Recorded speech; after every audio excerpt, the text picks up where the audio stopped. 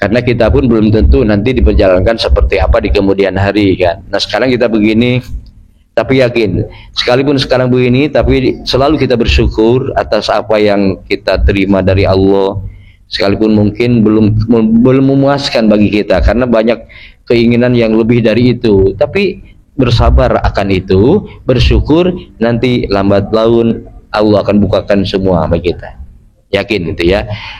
Jadi nggak usah, wah saya untuk bisa mendapatkan mesti masih lama nih, nggak begitu. Allah itu bukan lihat waktu, jarak, dan itu bukan.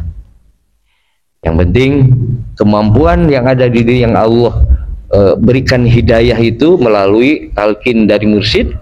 Nah itulah, manfaatkan itu, nah gitu ya, gunakan itu dengan sebenar-benarnya sesuai tuntunan, gitu ya. Maka dia akan menjadi kunci dari semua.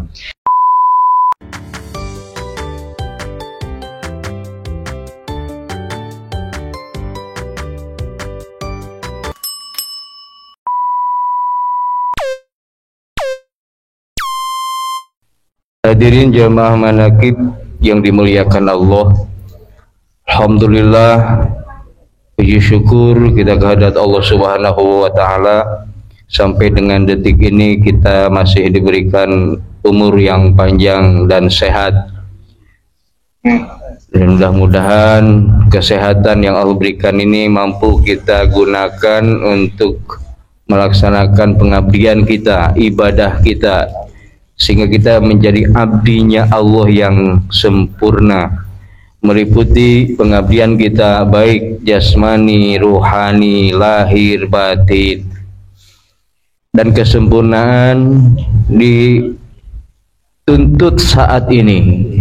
Nah oleh karenanya hadirin, bagi kita yang merasa diri dari sisi ilmu, pemahaman, karena butuh bekal ilmu, maka carikan ilmu. Hadiri majelis-majelis di mana di situ disampaikan pengajaran-pengajaran, ilmu-ilmu, pemahaman-pemahaman. Tapi juga jangan lupakan majelis talqinnya. Nah, majelis talqin di mana majelis diberikan di situ tuntunan zikir, maka disebut talqin zikir. Jadi tuntunan talqin itu secara umum maknanya adalah tuntunan. Ketika kita memberikan tuntunan pada saudara kita yang sebentar lagi wafat dalam kondisi sakratul maut, maka itu talqin sakratul maut. Setelah dikubur, ditalqin di atas kubur. Setelah selesai penguburannya, maka talqin kubur, gitu ya. Dan untuk talqin dzikir ini berhubungan dengan bekal ruhiyah atau ruhani. Alhamdulillah, bersyukur Allah takdirkan kita dipertemukan dengan seorang mursyid kamil mukamil. Beliau adalah Syekhul Mukarram Syekh Ahmad Shahibul Wafadatul Arifin radhiyallahu. Beruntung karena tidak sedikit juga saudara kita yang tinggal melangkahkan kaki saja ke Suryalaya tapi tidak dapat hidayah, belum dapat hidayah. Kita yang jauh nyebrang laut, kita diberikan hidayah agung itu. Ya. Jadi memang Bapak Ibu, saya 6 tahun di Suryalaya sekolah, ternyata memang masyarakat di situ dikirnya ikut, manaqib ikut, talqinnya belum. Banyak yang seperti itu. Itu hidayah memang.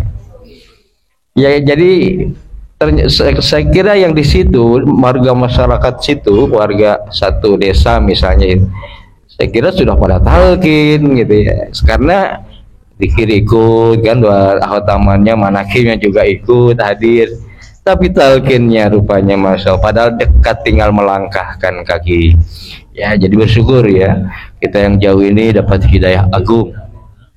Kenapa disebut hidayah agung? Karena dengan hidayah talqin itulah kita akan diantarkan oleh seorang mursyid ini, kamil mukamil ini, dihantarkan menempuh perjalanan, menampaki jalan yang penuh keberkahan, dan diselamatkan, dihindarkan dari halangan rintangan yang pada akhirnya sebagai gerbangnya adalah kematian. Ruhani terpisah dengan jasmani, ruhani terus meneruskan kehidupan perjalanannya, itulah. Nah, maka ada fase di situ yang disebut perpisahan, sehingga ada istilah husnul khotimah. Nah, zikir yang dibimbingkan melalui mursyid ini mengantarkan pada kondisi di mana nanti husnul khotimah. Jadi ya bersyukur. Sekalipun telah banyak kita temukan ya ikhwan-ikhwan kita di dalam kepulangannya menghadapi kematian tadi, padahal kalau secara syariat zahirnya mungkin untuk mengamalkan masih jauh dari kesempurnaan gitu ya. Tetapi itulah mursyid. Yang penting kita mengamalkan sesuai dengan apa yang ada kemampuan kita, tapi terus berjuang, mujahadah namanya. Teruslah berupaya. Kalau merasa diri masih banyak kurangnya, ya sudah, terus cari kurangi yang kurangnya ini supaya jadi berlebih gitu. Kalau kita masih bermalas-malasan, ya sudah, terus upayakan agar mengurangi malasnya, kurangi gitu. Nah, itulah yang dinilai nanti kesungguhan itu. Begitupun Allah dengan Rahman Rahimnya.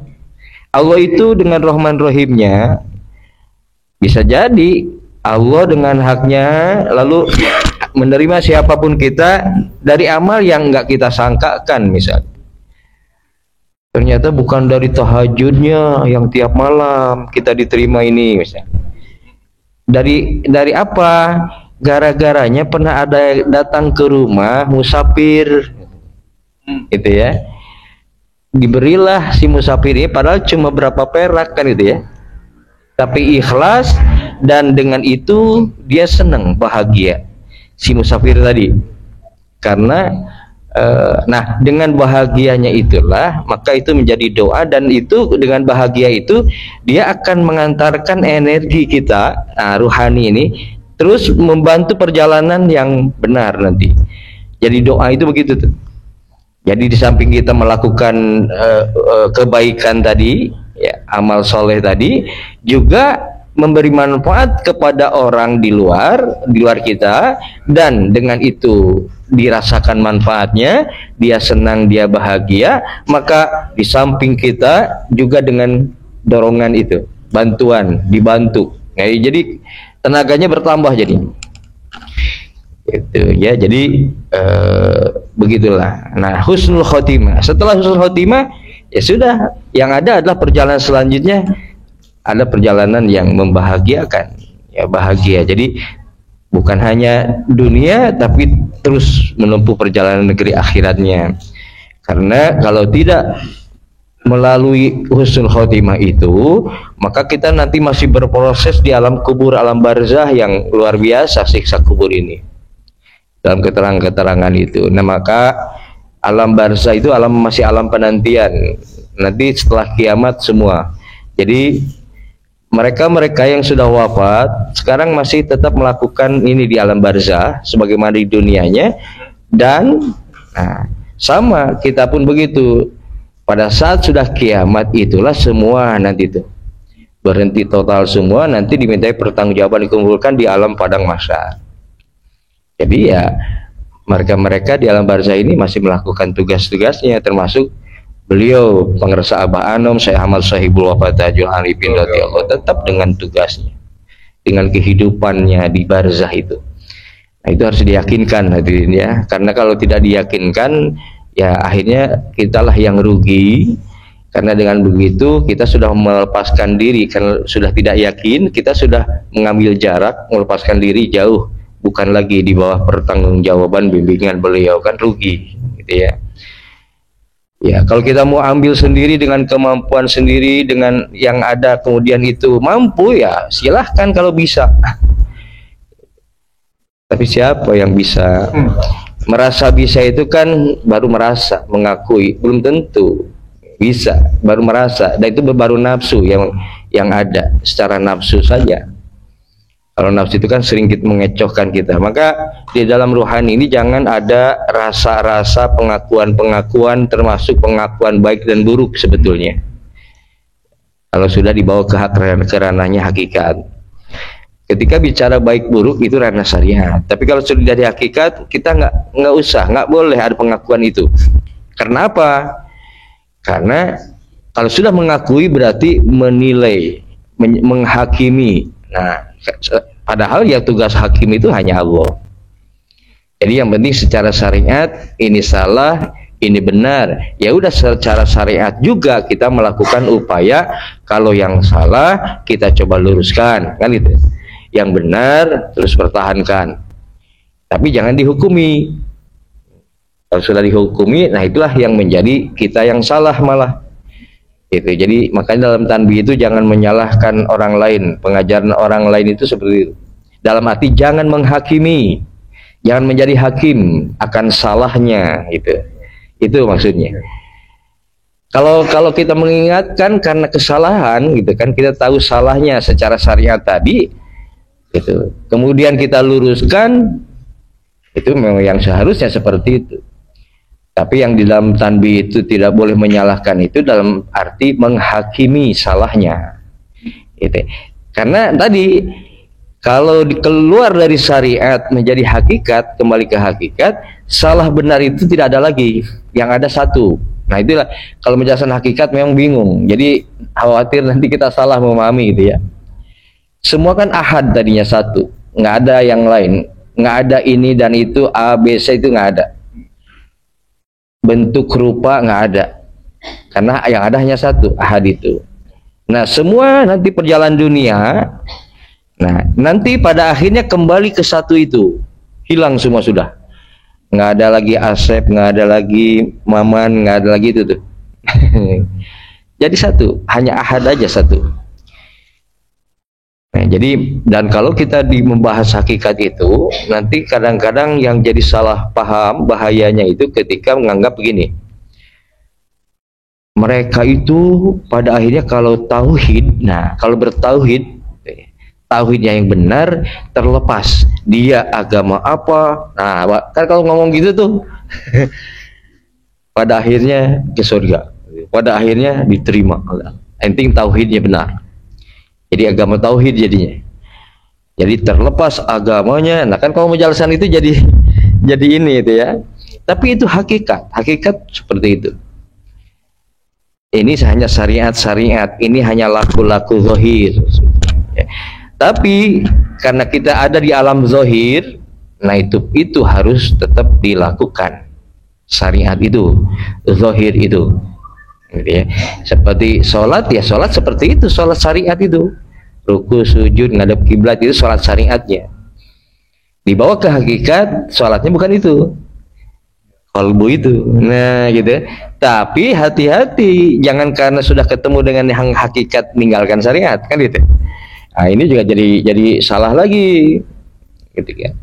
Karena ada ayat hafidhu 'alas shalawati was shalatil wusta, jaga olehmu sholat. Nah sholat di situ sholat yang 5 waktu. Lalu ada sholat wusta. Nah ini sholat wusta apa ini? Ada ulama yang mengatakan ini sholat asar, ada lagi sholat maghrib. Ya itu lagi-lagi syariat. Padahal yang dimaksud wusta di situ kalau ini bukan wilayahnya syariat yang wustonya, tetapi sholat qalbu tadi. Yaitulah kalau kita ketemu dengan yang namanya dzikir khafi. Jadi, nah itulah luar biasa guru kita memberikan tuntunan. Kita dengan dzikir khotan manakib ini, dengan pengajaran dari beliau, kita sudah diberjalankan di dua itu. Syariatnya iya, kemudian nanti ketemu dengan hakikatnya. Jadi luar biasa. Nah makanya siapapun aulia yang ada gitu ya saat ini, mesti dia akan paham siapa beliau pengersa Abah Anom gitu ya. Sampai waktu itu kan datang langsung kan dari Siprus Amerika itu saya Hisam Kabani, kemudian saya Hakoni itu yang dia ada perintah setelah itu untuk mengunjungi ke Suryalaya gitu. Dari sananya ada di belahan timur jauh katanya ada wali agung. Akhirnya beliaulah yang ditemukan pengersa Abah ini. Jadi pengersa Abah ini wali agung dari timur jauh, Sultan Aulia, diakui oleh semua. Jadi beliau mursyid kamil mukamil. Nah makanya hadirin teruslah kita lakukan, amalkan semampunya dan istiqomah. Kalaupun secara nafsu kita menginginkan, misalnya saya kan dengan ini pengen ada perubahan hidup misalnya, yang ini kan kadang gitu ya keluhan kita ya, pikir ini sudah ilahi anta maksudi kan gitu ya. Tapi kok begini nih, begini terus hidup ini, pengen ada perubahan kan kadang gitu ya, yang sifatnya duniawi tadi. Sebetulnya hadirin, bukan tidak ada perubahan, hanya saja kita saja yang tidak tidak sadar perubahan mana yang sudah ada. Nah, kita salah meyakininya. Yang kita maksud perubahan itu, padahal yang itu nanti. Ini dulu kamu sadari dan syukuri yang ada dulu gitu. Nah, ini kita ngejar yang belum datang, yang ada belum disyukuri. Sebetulnya gitu. Nah, maka coba yang ada syukuri dulu yang ada. Nanti dengan syukur itu Allah baru akan melimpahkan yang lainnya. Bisa berlebih, bahkan bisa Allah limpahkan itu dari jalan manapun yang tidak kita ketahui. Min haitsu la yahtasib itu. Syaratnya adalah yattaqillah yaj'al lahu makhraja. Jadi yarzuqhu min haitsu la yahtasib, bertakwa. Takwa itu kuncinya. Ya, kalau kita kupas takwa, akhirnya ujungnya lagi-lagi kepada pengajaran mursyid sebetulnya. Zikir ini takwa, hakikat takwa itu zikir ini. Hati yang berzikir setiap saat mengiringi aktivitas, setiap waktu tidak ada yang terlewatkan. Inilah hakikat takwa sesungguhnya. Nah, nantilah setelah itu baru zikir yang sudah dawam, istiqomah di dalam diri terus menerus, dia akan melahirkan cahaya yang mendorong kita pada akhlak. Dia akan menunjukkan kita kepada akhlak takwanya. Takwa itu kan dimanainya artinya melaksanakan perintah, menjauhi larangan kan. Nah, selama ini kita masih sulit nih melaksanakan perintah, sekali melaksanakan terpaksa. Kita masih juga lakukan yang dilarang-larang gitu kan. Padahal sudah tahu ilmunya. Itu karena apa? Karena nafsu, kelalaian diri rohani ini. Nah, dengan zikir yang diajarkan itu, maka dia akan terlatih dan dilatihkan. Dan nanti secara itu di kolbu inilah yang akan mendorong ke pelaksanaan itu perintah Allah menjauhi larangan itu. Maka ini hakikat takwa. Jadi kalau kemarin sekalipun kita melaksanakan perintah Allah, tapi kalau kolbunya, ruhaninya lengah, kosong, lalai, maka itu bisa dicirikan nanti apakah melaksanakan dengan ikhlas atau karena ada hal lain, ada pamrih. Nah, kalau ada pamrih maka takwanya jadi tidak sempurna. Jadi yang dimaksud melaksanakan perintah menjalankan itu dengan keikhlasan dan kepasrahan, yang itu semua ada di dalam ridho Allah. Nah, untuk meraih ridho Allah maka kita harus selalu mendekat pada Allah. Nah, kedekatan dengan Allah ini dengan terus berzikir, mengingat. Kalau sudah ingat, nanti didekatkan tuh. Kan sama, Bapak Ibu pernah nggak mengalami kalau lagi masa dulu ya, masa bujang ya, belum nikah, punya pacar misalnya. Itu bisa sebenarnya ketika kita ingat namanya dan ingat itu diulang-ulang, nginget aja terus, kepikiran terus. Itu mesti ada kontak batin itu. Ada itu semacam itu tuh. Jadi semacam jadi ada firasat yang nyambung gitu. Keingetan, kepikiran apa aja misalkan nyambungnya itu. Gitu ya. Nah begitu pun kita dengan Allah, kita dengan mursyid. Jadi robitoh tadi kalau dengan mursyid itu. Kalau dengan Allah melalui zikir tadi kan, zikrullah, mengingat Allah. Itu akan dihantarkan itu. Jadi si ingatan tadi lalu kemudian keluar, dia membawa energi yang positif keluar, lalu dihubungkan melalui alam. Sehingga gitu kalau di dalam ilmu alamiah dasar yang saya pelajari waktu di kuliah gitu. Jadi katanya nggak ada sebenarnya bisa dipahami secara alami, secara alam, bukan hal yang magic, bukan hal yang mistis sebetulnya yang begitu itu. Coba aja katanya, pantengin aja, pikirin katanya gitu, kayak gitu. Sampai pernah juga saya coba So kata dosen gini, sampai ke mimpi. Mimpi bisa dibuat katanya. Coba aja sebelum tidur pikirin mimpi apa yang ingin kita kehendaki. Pantengin aja sampai tertidur. Kalau bisa terus pikiran semakin dalam semakin dalam. Itulah yang suka hipnotis itu. Ketika semakin dalam masuk ke alam bawah sadar itu, nah itu nanti tuh dari situ dihantarkan melalui alam ini. Jadi ada apa namanya? Ketika frekuensinya sama didapatkan, maka terjadi nanti ada yang disebut telepati. Telepati itu ngomong jarak jauh kan. Bicara jarak jauh secara seperti itu ya. Secara batiniah kalau kita ini kan.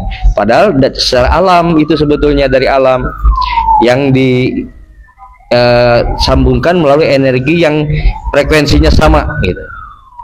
Jadi ya bagi orang ilmu ahli-ahli di bidang itu ketemu dengan ilmunya.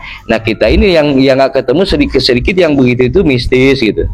Sedikit-sedikit ini jangan-jangan ada kalau ada bisikan atau apa gitu, wah ini mesti gaib, mesti apa gitu. Padahal sebenarnya bisikan pun itu bisa secara alami bisa ketemu, gitu ya. Nah maka karena kita yang salah selalu meyakini salah, zonnya salah, gitu ya, zonnya kurang pas, maka akhirnya akibatnya juga kita yang merasakannya. Salah daripada pemahaman, salah dari dalam berkeyakinan zon itu, seperti di Manqobah 27 tadi, berburuk sangka mengakibatkan, nah gitu ya. Tapi kalau husnudzon saja, kalau husnudzon itu kan seperti di Manqobah yang 24, zukut, air bisa menyembuhkan. Karena apa? Karena zonnya, keyakinannya ini punyanya Tuan Syekh, dan dia yakini Tuan Syekh ini adalah kekasihnya baginda Rasul yang memiliki karomah, dan dia pimpinannya para aulia. Itu jadi zonnya ke sana, keyakinannya diyakin. Maka kalau sudah yakin apapun karomah itu namanya. Tapi kalau nggak yakin, seberapa kita makan jukut banyak, kalau nggak yakin, yang ada nanti bisa jadi ya gitu. Maka yakin ini penting. Keyakinan ini jangan sampai meleset, jangan sampai ini keyakinannya. Nah, sekarang banyak saudara kita nih yang di dalam keyakinan bermusyidnya sudah mulai meragukan karena kewafatannya beliau. Ya, itulah kembali ke masing-masing. Yang penting semua kita sedang berjalan dan diberjalankan.